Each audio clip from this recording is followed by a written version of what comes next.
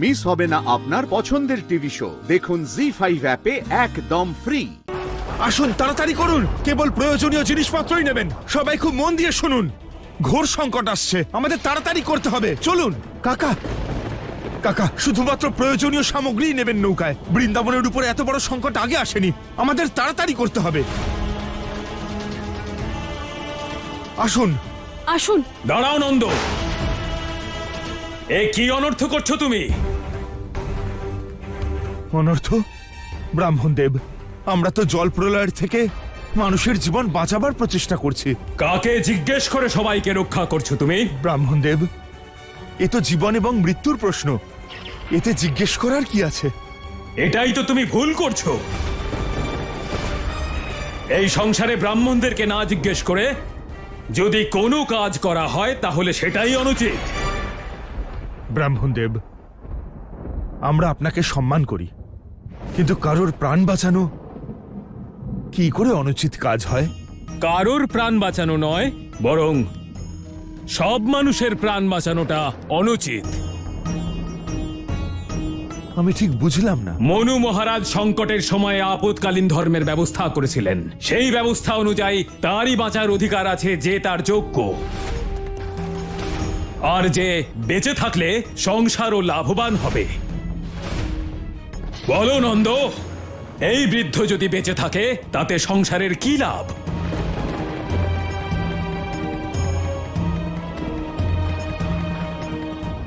ব্রাহ্মণ দেব,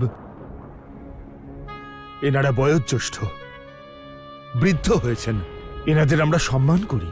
আমরা যদি এনাদের ফেলে রেখে চলে যাই তাহলে সারাটা জীবন নিজেকে ক্ষমা করতে পারবো না।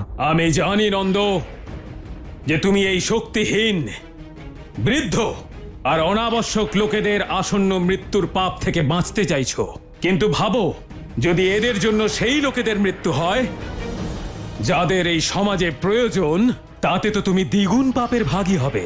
আপনি কি বলতে চাইছেন?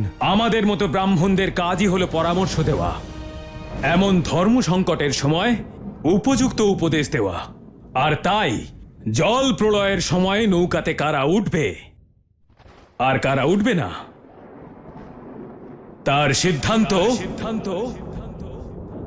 আমরা নেব।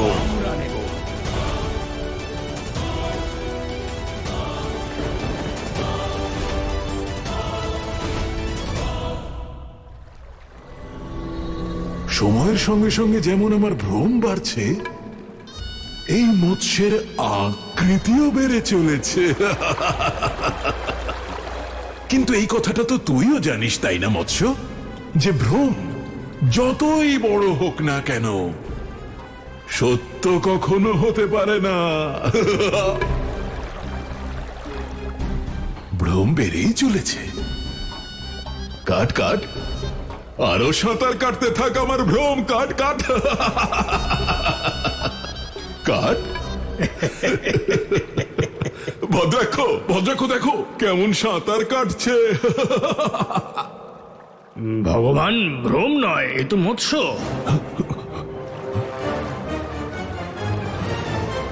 নারায়ণ নারায়ণ।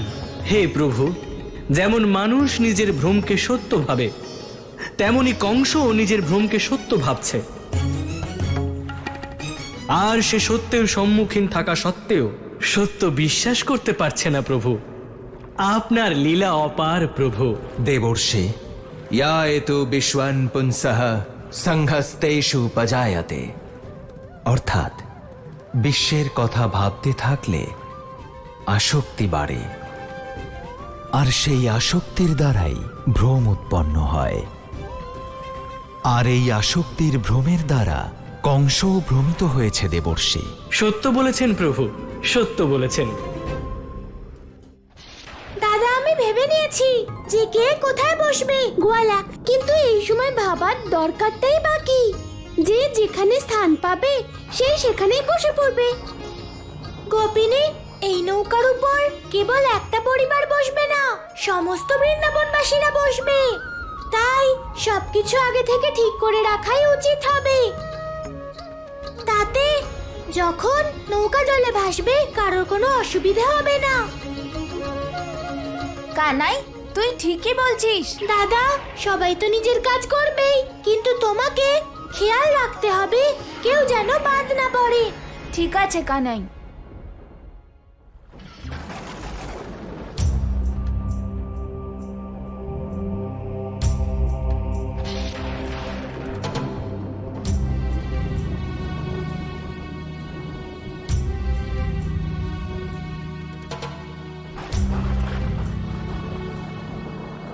বৃন্দাবনবাসীরা, আমরা জানি যে আমাদের উপরে বিরাট বড় সংকট এসেছে, কিন্তু এমন নয় যে এই সংকট সংসারে প্রথমবার এলো। এমনই এক জল প্রলয় থেকে মনু মহারাজ আমাদের সবাইকে রক্ষা করেছিলেন। আর যদি আপনারা সবাই এটাই চান যে ধর্ম অনুসারে আপনাদের রক্ষা হোক, তাহলে আপনাদের আমার কথা মানতেই হবে। কিন্তু ব্রাহ্মণদেব, এমন সংকটের সময় যদি আপনি আমাদের পথ না দেখান, কে দেখাবে? আপনিই বলুন ব্রাহ্মণদেব, এই পরিস্থিতিতে আমাদের কি করা উচিত?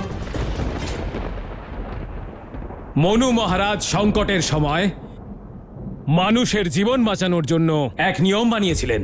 সেই নিয়ম অনুসারে তারই বেঁচে থাকার অধিকার আছে যে শক্তিশালী, যে সাধন সম্পন্ন, আর যার বেঁচে থাকার সম্ভাবনা আছে।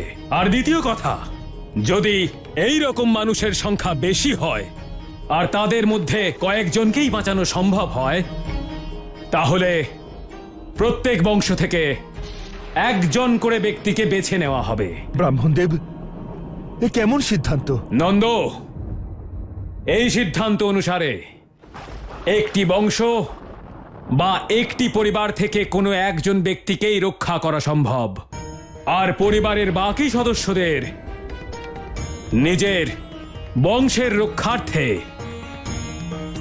ত্যাগ স্বীকার করতে হবে।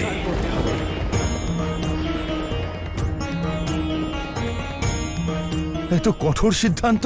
নন্দ, ধর্ম অবশ্যই কঠোর, কিন্তু সংসারে তার থেকে বড় কোনো উত্তম পথ নেই।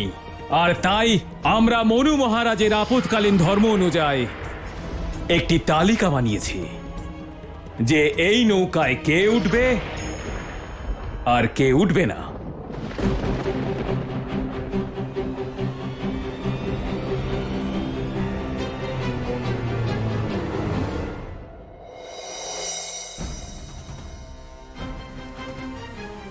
তুমি দেখতে পাচ্ছ মৎস্যকে? হ্যাঁ ভগবান, এই তো। কিন্তু এটা কি করে হতে পারে? এটা তো আমার ভ্রম ছিল। আমার তো মনে হচ্ছে ভগবান যে আপনার ভ্রম আমারও ভ্রম হয়ে গেছে। আমার প্রকৃত ভক্ত, তাহলে তুমি শুধু আমার সত্যটা নয়, ভ্রমকেও দেখতে পাচ্ছ।